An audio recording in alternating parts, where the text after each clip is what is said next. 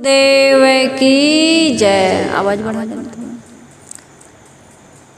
आज हमारे पावन ग्राम देवरी में छोटा सा आश्रम बना हुआ है और अभी आश्रम पूरा भी नहीं हुआ बन के, और आप सभी लोगों का यहाँ पर इतना समर्पण, इतनी भावना कि इतनी बारिश में, इतनी ज़्यादा उम्र में वो बुजुर्ग हो गए आप लोग। बड़ी यात्रा में कष्ट होते हैं क्योंकि रिजर्वेशन नहीं था आप लोगों का, है ना। एक दिन आपका रद्द हो गया, दूसरे दिन हम समझे कि नहीं आएंगे, लेकिन आप लोग जब स्टेशन पर आ गए तो फ़ोन किए कि साहब जी हम बैठने वाले। जब आपके यहाँ बारिश बंद हुई तो हमारे यहाँ शुरू हुई। हमने कहा चलो आ रहे हैं तो आने दीजिए। ये तो परम सौभाग्य की बात है कि किसी की भावना बनी और वो यहाँ तक आ गए, है ना। तो बहुत सुंदर सुंदर आप लोगों ने भजन भी सुनाए, बहुत सुंदर भावना। हमें तो देख के ही बहुत खुशी हुई, आपके दर्शन पा करके, आप सबके सभी लोगों को देख करके। हमारा ये आश्रम, हमारी बहनें, हमारी माताएं, सभी लोग अत्यंत प्रसन्नता का अनुभव कर रही हैं। और ऐसे ही आप लोग इस आश्रम के लिए, सत्संग के लिए, संत गुरुजनों के लिए आस्थावान, श्रद्धावान बने रहें। ये हमारी इस कबीर आश्रम से शुभकामनाएं हैं। मैं आज बात की शुरुआत एक कहानी से करूंगी। वैसे तो मैं कहानियाँ ज़्यादा लेती नहीं हूँ, फिर भी कहानी बहुत प्रभाव डालती है हमारे जीवन में। तो आज मेरा विचार है कि मैं कहानी से बात की शुरुआत करूँ। कहानी कहती है कि एक कौआ था। कौआ आप सब हम जानते हैं, कौआ काले रंग का होता है, कर्कश बोलता है, जो मिलता है वो खा लेता है। तो वो कौआ अपने आप में बड़ा सुखी था, बड़ा संतुष्ट था, क्योंकि उसने किसी और से अभी तक किसी को न देखा था, न किसी से मुलाकात की थी। लेकिन कौआ धीरे धीरे जब बड़ा होता है और एक दिन वो एक हंस को देख लेता है। अभी तो वो अपने में संतुष्ट था, ये हम सब की कहानी है कौवे के माध्यम से। अभी तो वो अपने आप में संतुष्ट था, जैसा बोलता था, जैसा रंग था, रूप था, उसका जैसा स्वभाव था, बड़ा खुश था, आज़ाद उड़ता था, बढ़िया से जीवन जी रहा था। लेकिन एक दिन उसने क्या किया, बड़ा हुआ तो उसने हंस को देखा। मानसरोवर में हंस बढ़िया तैर रहा है, उज्जवल कंचन जैसी काया, एकदम पवित्र वाइट कलर का होता है, ऐसे हमने सुना है भाई, देखा तो नहीं। और उस हंस की विशेषता को देखकर, उसके रंग रूप को देखकर, उसके तालाब में तैरते हुए, किलोल करते हुए उसने देखा तो बड़ा उसके मन में ये हुआ कि हंस मुझसे ज़्यादा सुखी है, क्योंकि इसका रंग भी बहुत सुंदर है और बढ़िया से स्वच्छ सरोवर में तैर रहा है, ये हमसे ज़्यादा सुखी है। तो उसका मन हुआ कि हंस से मिले। हंस से मिला तो पूछा कि भाई आप तो हमसे ज़्यादा सुखी होंगे, आपका इतना बढ़िया रंग रूप, आप स्वच्छ मानसरोवर में तैर रहे हैं।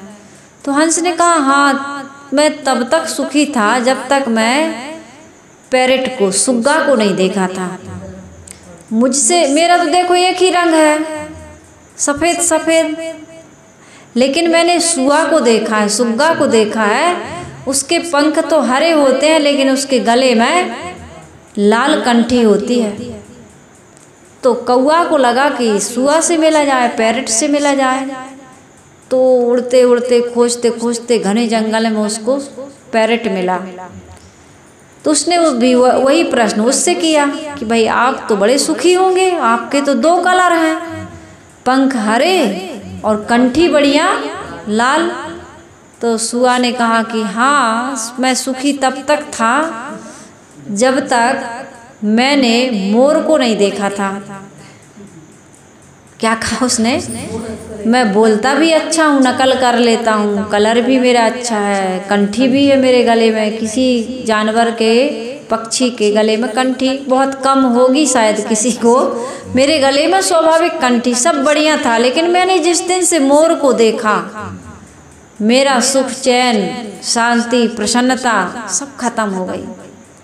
तो उसने सोचा कि मोर ज़्यादा सुखी होगा, तो मोर से मिलने गया। तो बहुत खोजा, मोर नहीं मिला। किसी से पूछा तो कहा भाई आजकल तो मोर चिड़ियाघर में मिलता है, ऐसे जंगल में मिलता नहीं है। तो चिड़ियाघर गया। जब चिड़ियाघर गया तो देखा कि वो पिंजरे में कैद था। तो उसने देखा कि सचमुच में मोर जब पंख फैलाता है तो इंद्रधनुष जैसे उसमें कलर हैं। जब वो नाचता है तो लोग देखते हैं, भीड़ लगती है।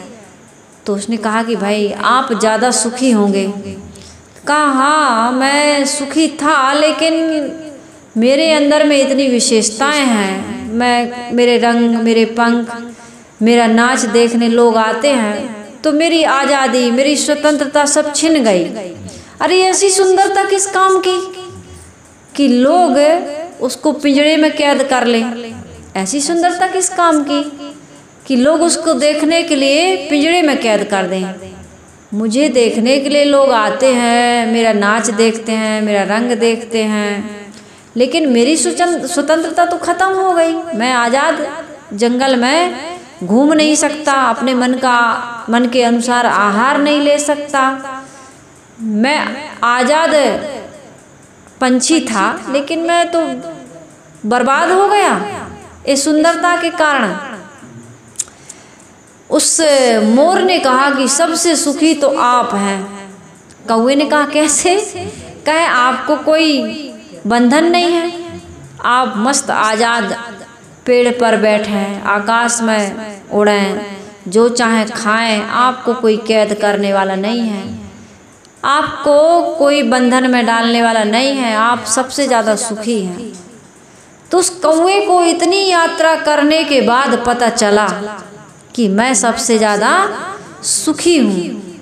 नहीं तो उसको ये पता ही नहीं था। लोगों से मिलता गया तो लोगों ने बताया कि, तो उनको देख के उसके मन में ये हुआ जैसे हमारे मन में हो जाता है कि हमारे पास साइकिल है तो मोटरसाइकिल वाला ज़्यादा सुखी होगा, मोटरसाइकिल वाला कहता है कार वाला ज़्यादा सुखी होगा, कार वाला कहता है कि बिजनेस व्यापार वाला, हवाई जहाज़ वाला, हेलीकॉप्टर वाला। हम लोग कहते हैं कि राष्ट्रपति प्रधानमंत्री सुखी होंगे। और रोज़ उनको जो गालियाँ मिलती हैं, रोज़ उनको जो 24 घंटे में 16 घंटे 20 घंटे वर्क करना पड़ता है, यात्राएं कर, वो भोजन भी अपनी इच्छा के अनुसार नहीं खा सकते, है ना। वो किसी मीटिंग में या किसी व्यक्ति से अपने अनुसार नहीं मिल सकते। कितना वो लोग परतंत्र हैं। हम कहते हैं कि राष्ट्रपति प्रधानमंत्री सुखी है। संसार में सुखी कोई नहीं है। जो व्यक्ति अपने आप में सुखी नहीं है, वो संसार की किसी भी दौलत में, धन में, संपत्ति में सुख ढूंढने की जो यात्रा कर रहा है, उसको सुख नहीं मिलता है। इसलिए हम सबको क्या करना चाहिए? प्राप्त परिस्थितियों में हमको सुखी रहना चाहिए। आज वर्तमान में जो मानव जीवन मिला है, इसमें इस शरीर में जो जीव निवास कर रहा है, हम बोल सकते हैं, हम सुन सकते हैं, हम सूंघ सकते हैं, चख सकते हैं, आ सकते हैं, जा सकते हैं, मिल सकते हैं, नहीं मिल सकते, हमें आपसे नहीं मिलना है। तो ऐसा स्वतंत्र आज़ाद जीवन को हम बर्बाद कर लेते हैं, धीरे धीरे बर्बाद करते हैं ना। स्वतंत्र जीवन मिला है, अकेले आए हैं, बढ़िया से स्वतंत्र आज़ाद जीवन हमको मिला, लेकिन हम कहीं कहीं मन को टिकाते हैं, कुछ कुछ आदतें बनाते हैं, कहीं कहीं आसक्ति बनाते हैं, देख करके कहीं आकर्षित होते हैं और अपने आप को हम आज़ाद से बर्बाद करने की यात्रा शुरू कर देते हैं। आज हम और आप बैठे हैं, संत महात्मा का करते हैं बंधन काटने का काम करते हैं, आज़ादी की ओर अग्रसर होते हैं। और एक संसारी व्यक्ति क्या करता है?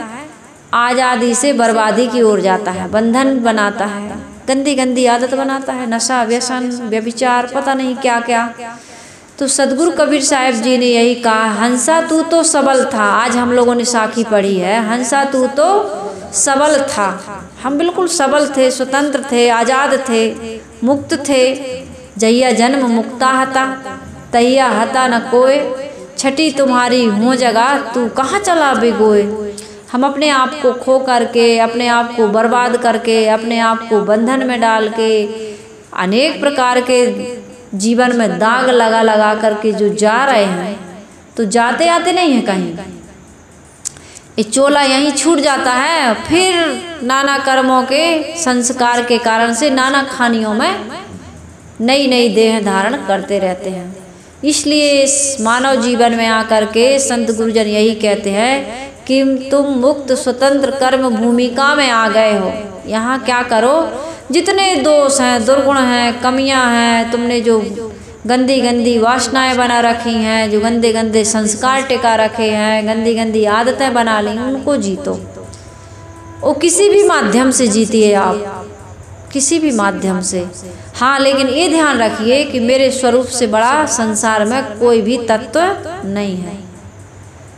आप अनेक प्रकार से साधकों को देखते हैं, कोई तपस्वी है, कोई खड़ेश्वरी है, कोई ऊर्ध्वबाहु है, कोई पंचाग्नि ताप रहा है, कोई परिक्रमा में लगे हैं, कोई लंबे लंबे व्रत कर रहा है, कोई जठारा खा लिए, कोई मुड़ मुड़वा लिए, पता नहीं क्या क्या कर रहे हैं। यदि वो कर रहे हैं, अपने जीवन को सुंदर निर्मल पवित्र बना रहे हैं, साध रहे हैं, तो बुरा नहीं है। एक चीज़ बुरी हो जाती है कि अपने से अलग लक्ष्य खोजते हैं वो, अपने से बाहर सुख, अपने से बाहर शांति, अपने से बाहर ईश्वर ब्रह्म परमात्मा, बस यही भटक जाते हैं। वरना वो जो कर रहे हैं वो गलत नहीं है। किसी भी माध्यम से मन इंद्रियों को साध रहे हैं, विषय भोगों का त्याग कर रहे हैं, दोष दुर्गुणों से वो ऊपर उठने का प्रयास कर रहे हैं, लेकिन अपने लक्ष्य को अपने से अलग, अपने से बाहर समझते यही भटक जाते हैं। नाना मत संप्रदायों के लोग जो साधनाएं कर रहे हैं, वो बहुत बड़ी साधना कर रहे हैं, लेकिन वो भटक कहाँ जाते हैं, अपने से बाहर। वही कौआ जैसे, हम सब कौआ बने थे जब तक सदगुरु नहीं मिले थे। कौआ बने थे, भोगों में सुख खोजा, प्राणी पदार्थों में सुख खोजा, नहीं मिला तो ईश्वर ब्रह्म परमात्मा में सुख खोजने लगे। भगवान कब मिलोगे, रोते हैं लोग, बड़े व्याकुल होते हैं, नाचते हैं, गाते हैं, बेहोश हो के गिर जाते हैं, हे भगवान कब मिलोगे। कितने लोग चिता बना के, राजस्थान की घटना मैंने सुनी है, सच्ची घटना है, कि वो महात्मा जी कथा करते थे, भागवत कथा। उन्होंने कहा कि भगवान अमुक अमुक तारीख को आप दर्शन नहीं दोगे तो चिता बना के इसी में जल मरूंगा। उनके 2 शिष्य थे, बहुत बढ़िया शिष्य थे, एकदम निकट के शिष्य तो बहुत थे, लेकिन 2 बड़े नज़दीकी करीबी शिष्य थे। उन्होंने कहा गुरुदेव आप ही तो कहते हैं आत्मा ही परमात्मा है, फिर आप अलग से परमात्मा की प्राप्ति के लिए इतने व्याकुल क्यों हैं? ये चिता जलाकर आप आत्मदाह क्यों कर रहे हैं? उन्होंने कहा कि कोई है नहीं इनको पकड़ के ले जाए। मैंने तो घोषणा कर दी है, यदि कहीं कोई भगवान है तो आए मुझे दर्शन दे, मैं उनका साक्षात दर्शन करना चाहता हूँ। दर्शन तो भाई रूप का होता है, रूप का होता है, रूप जड़ होता है, और जिसका दर्शन होगा वो दृश्य है, वो तो माया है। गोस्वामी जी ने भी कहा गो गोचर जहाँ लग मन जाई, सो सब माया जानो भाई। मन इंद्रियों का व्यापार जहाँ समाप्त होता है, जहाँ संकल्प विकल्प शांत होते हैं, वहाँ आत्मा की शुरुआत होती है, गहरी शांति, जहाँ कोई संकल्प नहीं, कोई विकल्प नहीं। ये संसार जहाँ समाप्त हो जाता है, मन इंद्रियों से देख रहे सुन रहे हम, है ना। बाकी मन इंद्रियाँ यदि हमारी अंतर्मुख हो जाएं, कुछ ना सोचें, कुछ ना देखें, कुछ ना सुने, सूंघें ना, चखें ना, स्पर्श ना करें, तो वहाँ क्या रह जाएगा? गहरी शांति, जिसका आज तक हमने अनुभव नहीं किया। क्यों नहीं किया है? अपने ही पास अनुभव इसलिए नहीं हुआ कि मन इंद्रियों के व्यापार में लगे हैं। हमें आज तक गुरुओं ने यही बताया। सत्संग सुनते हैं, अनेक प्रकार की साधनाएं करते हैं और यही मान्यता बना लेते हैं। मैंने कहा ना, आज एक व्यक्ति फ़ोन किया था कि कबीर साहब के दर्शन किए हमने, हमारे गुरुदेव जी के हमने दर्शन किए। हमने कहा भाई शरीर जब गुरुदेव जी का छूट गया, जिंदा में किए तो बिल्कुल सभी लोग करते हैं, सहज बात, लेकिन सहज बात को आदमी साधारण समझता है, उसको महत्व नहीं देता। आज गुरु संतों के दर्शन करना ये परम सौभाग्य की बात है, और दर्शन हो गए कम बात नहीं है, बहुत बड़ी बात है, लेकिन ये सहज में हो जाता है, इसलिए इसका महत्व नहीं समझते, हम साधारण समझते हैं इसको। लेकिन मरने के बाद यदि कह दो कि गुरु जी के दर्शन हुए, तो इसमें बड़ी भारी आदमी को बड़ा लालच लगता है कि मरने के बाद हुए। भाई आपको आपके गुरुजी सिद्ध और आप भी सिद्ध, तो ये प्रसिद्धि और सिद्धि के लिए आदमी झूठ बोलता है। हमने कहा ये बताओ, आपके गुरुजी का जब शरीर छूटा तो उनको जलाए थे कि दफनाए थे? बोले जलाए थे। हमने कही जो वस्तु आग में जल गई उसका दर्शन करना कैसे संभव हो सकता है? इम्पॉसिबल है ना, असंभव है। और आप कहते हो होता है, कहे आपका पारक सिद्धांत है, आप पारक सिद्धांत को मानते हैं। हमने कही यही है पारक सिद्धांत, परख करके बात को मानना। अब कोई पुस्तक में लिखा है, कोई महापुरुष कह रहा है तो हम उसको मान लें कि भाई गोबर गणेश है। कैसे मान लेंगे? गोबर तो गोबर है भाई, गोबर को मान लो। मान लेने से थोड़ी हो जाता है।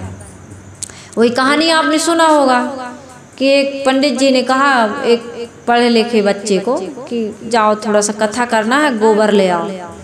तो ले आया, कहे इसमें यहाँ चौक वौक पूरना है, लीप दो। चौक पूर दे, कहे अब इसके गौरी और गणेश बनाओ। सुपारी की गौरी बनाते हैं और गोबर के गणेश बनाते हैं। उसने बना दिया, कहे अब यहाँ फूल चढ़ाओ, चंदन चढ़ाओ, जल चढ़ाओ, सब चढ़वाया, अगरबत्ती बेलपत्री सब। कहा महाराज जी ये तो गोबर है। अरे बेटा ये गोबर नहीं है, गणेश है। बच्चे ने कहा मैं कैसे मान लूँ भाई, ये तो गोबर दिख रहा आँख से, हम कैसे मान लेंगे गणेश हैं? कहे आपको मानना पड़ेगा बेटा। बच्चा ने कहा ठीक है मान लेते हैं। उसने चढ़ाया, सब किया, नहीं माने, चढ़ा दिया, भोजन किए। कहते हैं पंडित जी ने भोजन के बाद थोड़ा ज़्यादा खा लिया हो, कहे गुड़ ले आओ थोड़ा सा। तो बच्चा गया और वही गोबर लेके आ गया गौशाला से। कहा लीजिए महाराज जी गुड़। अरे बेटा ये तो गुड़ नहीं है, गोबर है। नहीं नहीं महाराज जी ये तो क्या है, गुड़ है। अरे मैं देख रहा हूँ ये गुड़ नहीं है, ये गोबर है। नहीं महाराज जी मैं कह रहा हूँ ये गुड़ है, मान लीजिए, खा लीजिए। का ऐसे कैसे हो सकता है, गोबर कैसे खा लूँ? अरे तुम्हारे कहने से गोबर गणेश हो सकता है तो मेरे कहने से गोबर गुड़ नहीं हो सकता। आपके कहने से गणेश हो सकता है तो मेरे कहने से गुड़ हो सकता है। पंडित जी ने कहा भैया यहाँ पर हमारी बात चलने वाली नहीं है, दाल गलने वाली नहीं है। पंडित जी ने बिना पूजा दक्षिणा के वहाँ से भाग लिया।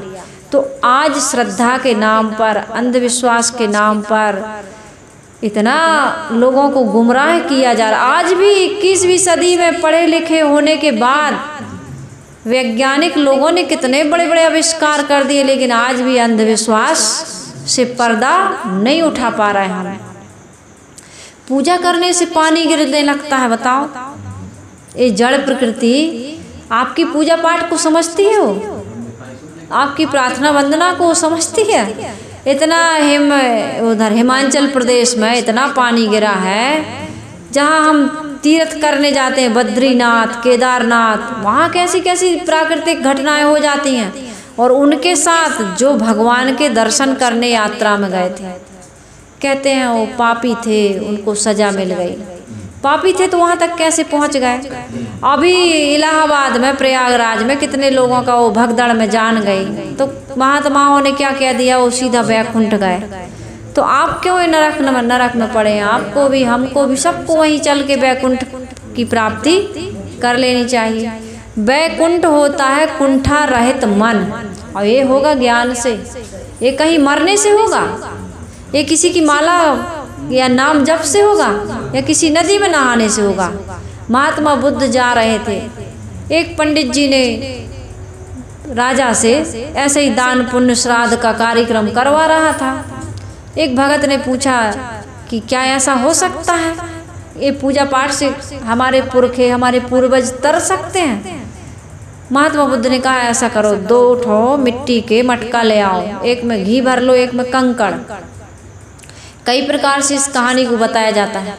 दोनों को लाए, नदी में छोड़ दिए, कहे दोनों में लाठी से फोड़ दो इनको। घी तैरने लगा, कंकड़ नीचे बैठ गए। कहीं अब आप किसी भी मंत्र से इस कंकड़ को ऊपर उठा सकते हैं? कहीं नहीं उठा सकते। इस घी को जल में नीचे बैठा सकते हैं? कहीं नहीं बैठा सकते। जब आप इन जड़ वस्तुओं पर आपका अधिकार नहीं है, पत्थर को तैरा नहीं सकते, घी को डुबा नहीं सकते, तो आपके कोई भी मंत्र से या कोई भी पूजा विधि विधान से आपके पूर्वज तरेंगे कैसे? आदमी तो तभी तरता है जब वो मुक्ति का काम करेगा। इस जीवन में अपने आप को ऊपर उठाएगा। हम तम्बाकू नहीं छोड़े जीवन भर, यदि हम चाहेंगे तभी तो छोड़ पाएंगे, उसकी आसक्ति का त्याग कर पाएंगे। और मरने के बाद कोई सोचे हम व्यभिचार करके गए, पाप कर्म करके गए, और यहाँ भागवत कथा सुनवा दे, गरुड़ पुराण सुन ले, विष्णु पुराण सुन ले, भागवत कथा सुन ले, गया जी में पिंडदान कर दें, गंगा जी में अस्थियां विसर्जित कर लें, और सोचें कि इस हमारे बूढ़े दादाजी को, पिताजी को मुक्ति मिल जाएगी। कैसे मिल जाएगी? मुक्ति ऐसी चीज है सबको छोड़े होए, और जब तक राखे अन्न को तब तक तेहि को खोए। हमने मुक्ति का काम किया नहीं तो कैसे हो जाएगी मुक्ति? मुक्ति का काम करना तो व्यक्तिगत काम है। जितना जितना हम अपने आप को बंधनों से मुक्त करते जाएंगे उतनी उतनी हमारी मुक्ति है। हम बीड़ी नहीं पीते, मुक्त हैं। हम संसार की मोह ममता नहीं बनाए हैं, हम मुक्त हैं। बच्चा जन्म लेता कितना बढ़िया, मुक्त है वो। लड़की की, लड़का की जब तक शादी नहीं होती, विवाह नहीं होता, किसी से संबंध नहीं जुड़ता, आज़ाद है वो। लेकिन शादी के बाद, संबंध जुड़ने के बाद, एक आध बच्चा पैदा होने के बाद वो एक सोच कर भी कांप जाता है कि पत्नी मर जाएगी तो क्या होगा, पति मर जाएगा तो क्या होगा। कितनी दुखी है। इसी भय से वो देवी को पूज रही है, देवता को पूज रही है, नाना प्रकार के व्रत कर रही है, दान पुण्य कर रही है, तीर्थों में जा रही है कि मेरा सुहाग अमर हो जाए, मेरी घर गृहस्थी बढ़िया से चले, मेरे पुत्र परिवार सुखी रहें। इसी भय से कर रहा है। दुख में सुमरन सब करें और सुख में करे ना कोई, जो सुख में सुमरन करे तो दुख काहे को होए। हम बंधन स्वयं बना रहे। अब हमको डर लग रहा कि पत्नी न मर जाए, पति न मर जाए, बच्चा न मर जाए, वस्तुएं न छिन जाए, बीड़ी नहीं मिलेगी तो क्या होगा। 2 बची हैं, पहले ही खरीद के ले आए, ले आते ना। तंबाकू वाले, बीड़ी वाले, शराबी हैं, लेकिन उसको ये टेंशन है, चिंता है कि भाई कल का जुगाड़ कैसे बनेगा। वो एक ही दिन पहले जुगाड़ बना लेता है। कहीं भी जाओ, बाराती लोग जाते हैं, अभी दूल्हा को पता ही नहीं है। पहले के ज़माने की बताया, अब तो लड़के देखने जाते हैं, पहले से सब पता रहता है। बारातियों को, लड़के को पता नहीं है कि हमारा लड़की का जहाँ शादी करने जा रहा घर कहाँ। और जो शराबी बारात में गए उनको पता चल जाता है कि शराब कहाँ बिकती। वो पी के बिल्कुल टन है, उनको शराब का पता चल गया। लेकिन जितना जितना व्यसन, जितनी जितनी आदतें हमने नहीं बनाई, उससे हम आज़ाद हैं कि नहीं, मुक्त हैं कि नहीं। और क्या है मुक्ति बताओ। हमें दुख है तो इसी चीज़ का कि ये प्राणी, ये पदार्थ, ये परिस्थिति हमें दुख दे रही है, ये शरीर दुख दे रहा है, ये संबंध दुख दे रहा है, चिंता है, भय है, कई प्रकार के मन में उद्वेग हैं, इच्छाएं हैं। इन्हीं से तो हम पीड़ित हैं, इन्हीं से तो परेशान। और इन पर कंट्रोल पा गए हम तो फिर किसको पूजेंगे, किसको मानेंगे, किसी की ज़रूरत नहीं रहेगी हमको। तो यही काम करो, आज़ाद करो अपने आप को, आज़ादी का काम करो। जब तक हम आज़ादी का काम नहीं करेंगे, स्वतंत्रता का काम नहीं करेंगे, तब तक हम सुखी नहीं हो सकते। इसमें ईश्वर ब्रह्म परमात्मा की कोई बात ही नहीं है।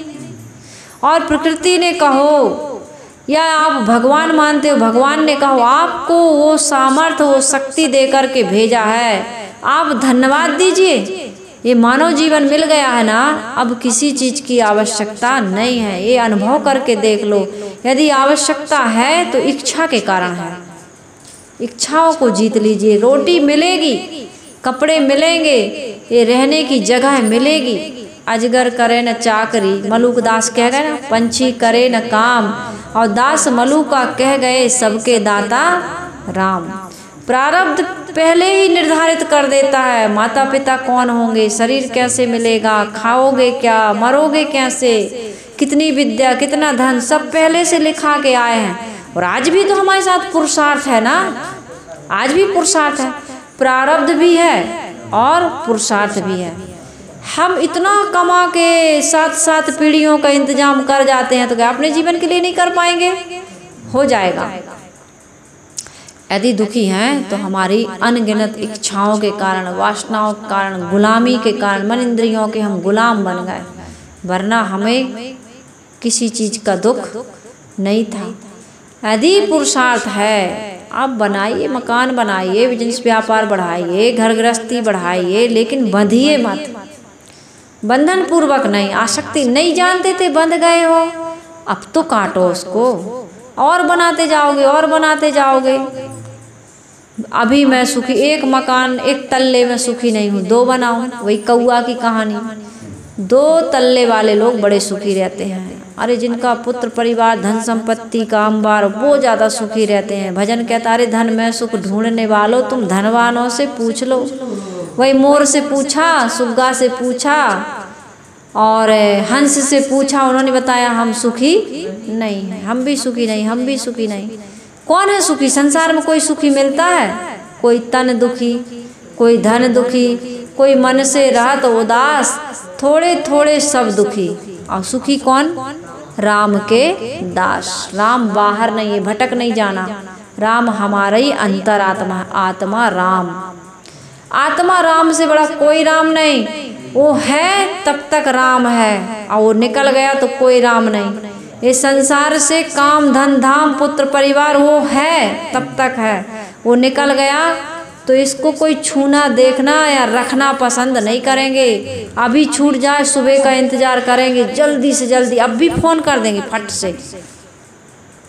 और आदमी बिल्कुल सारे काम छोड़ के आ जाएंगे तुम्हें जलाने के लिए, गाड़ने के लिए। यदि नहीं जलाएंगे नहीं गाड़ेंगे तो यहाँ गंदगी फैलेगी, है ना। कब तक गंदगी नहीं फैलती? जब तक इसमें चेतन आत्मा राम बैठा है। और आत्मा राम को निकलने दो। अभी कहेंगे लाश पड़ी, छूने से हमको हम अशुद्ध हो जाएंगे, तो वही राम है ना। ये राम जिनको हम पूज रहे हैं ना, वो तो बैठे हैं मंदिर में, लेकिन अंदर वाला निकल गया तो वो राम की सत्ता से तुम ऐसी आँख खोल के नहीं देख पाओगे। हम आपको आवाज़ देंगे, आप सुन नहीं पाओगे। राम तो बैठे हैं और ये शरीर भी पड़ा है। तो इस जड़ शरीर से चेतन आत्मा जो अंदर ही बैठी है उसको पहचानिए, उसमें स्थित होइए। ये जड़ शरीर में या इन संबंधों में ज़्यादा आसक्त होने की आवश्यकता नहीं है, बिल्कुल ज़रूरत नहीं है। ये शरीर से और शरीर के संबंधों से उपराम होने की आवश्यकता है, क्योंकि ये संबंध झूठे हैं। शरीर भी झूठा है, जड़ है, ये नहीं देख सुन रहा है। इसके अंदर बैठा है देखने वाला, इस मशीन को चलाने वाला, है ना। ये घड़ी नहीं चल रही, इसके अंदर सेल लगा है। जब तक सेल है तब तक ये घड़ी के कांटे घूम रहे हैं, समय बता रहे हैं। इसी प्रकार से शरीर के अंदर एक चेतन आत्मा है जो इस शरीर से बिल्कुल अलग है, उसमें स्थित होइए आप। और उसको किसी चीज़ की ज़रूरत नहीं है। ये तो वासना के कारण, ये भी है, ये भी समझिए कि वासना के कारण ये जड़ भी अनादिकाल से प्रवाह रूप है, और ये चेतन तो ये बड़ा सूक्ष्म तत्व है। और बड़ा कहते हैं कि अणोरणियाम महतो महियाम, आत्मस्य जंतो महतो गुहायाम। ये अणु से भी अणु है, महीन से महीन, अत्यंत सूक्ष्म से सूक्ष्म। इसको देखा नहीं जा सकता, सुना नहीं जा सकता, महसूस छुआ नहीं जा सकता, महसूस नहीं किया जा सकता, लेकिन महिमा में महान से महान है। ये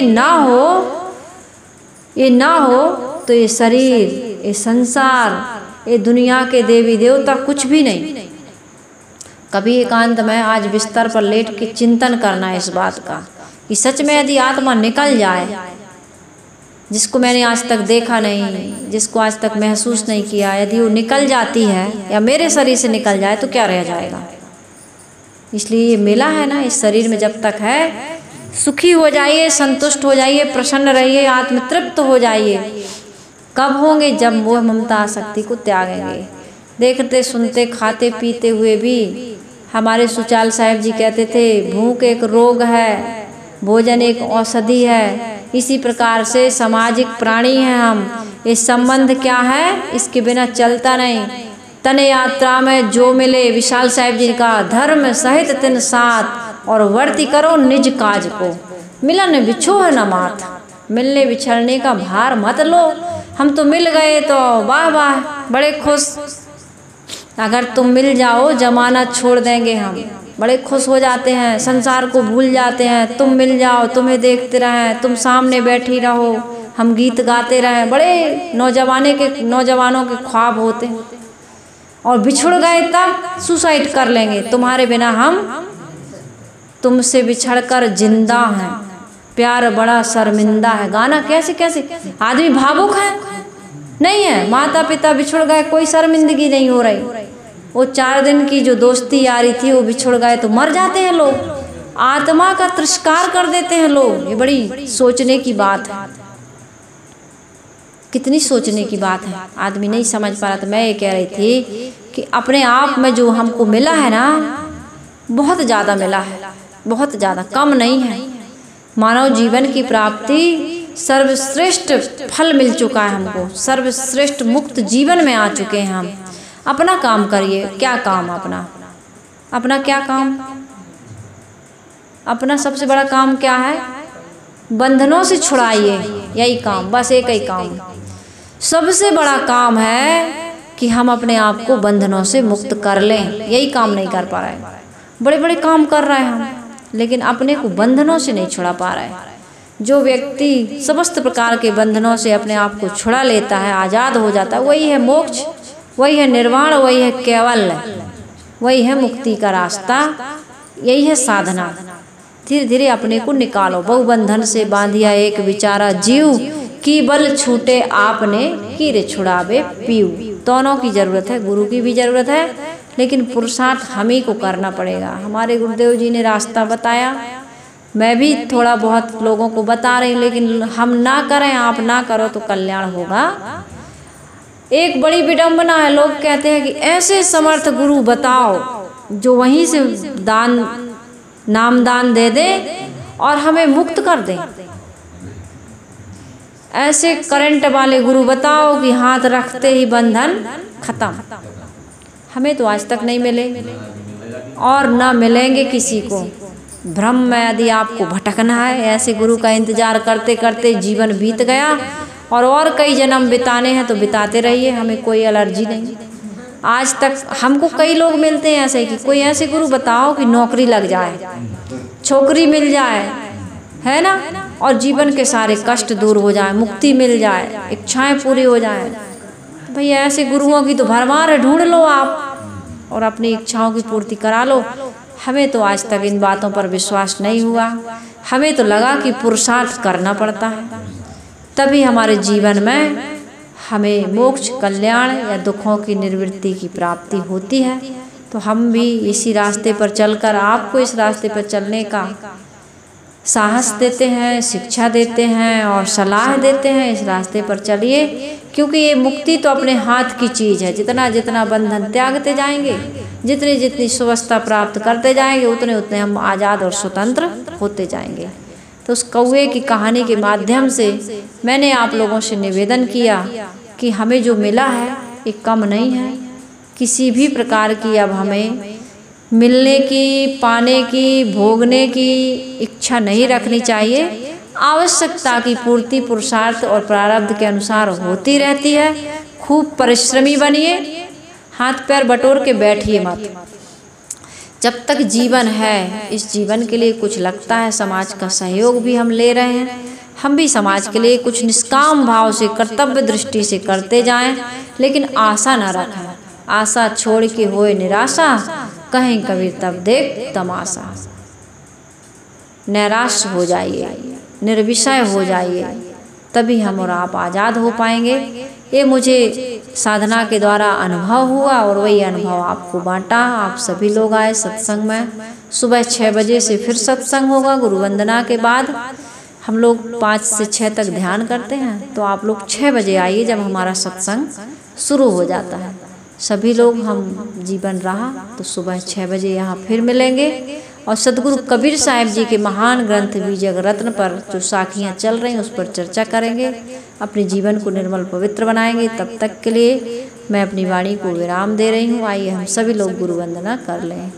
वंदन है गुरुदेव तुमको, वंदन वंदन है गुरुदेव तुमको, वंदन है गुरुदेव। काल जाल के फंदे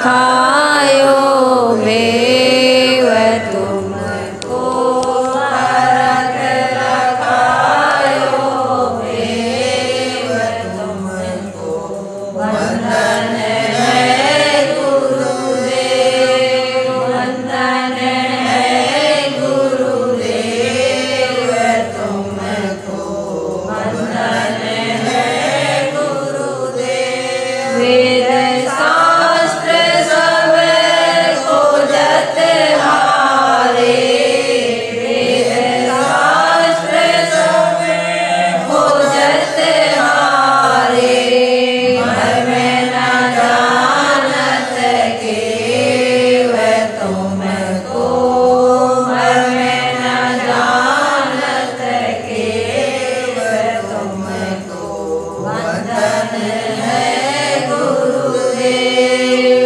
वंदन है गुरुदेव तुमको वंदन है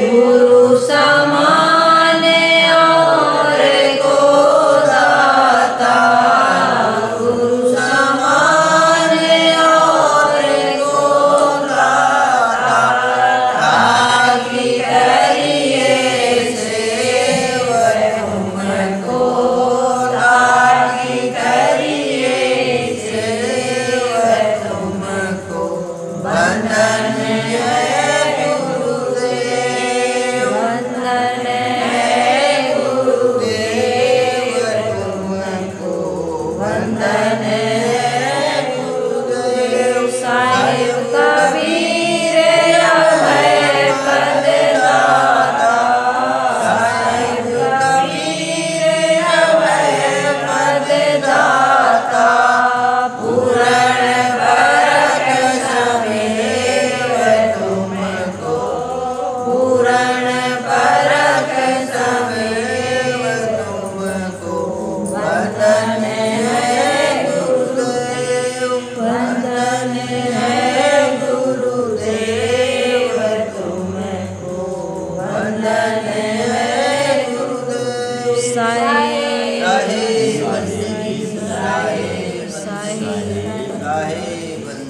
बोलिए सद्गुरुदेव की जय संत समाज की जय भक्त समाज की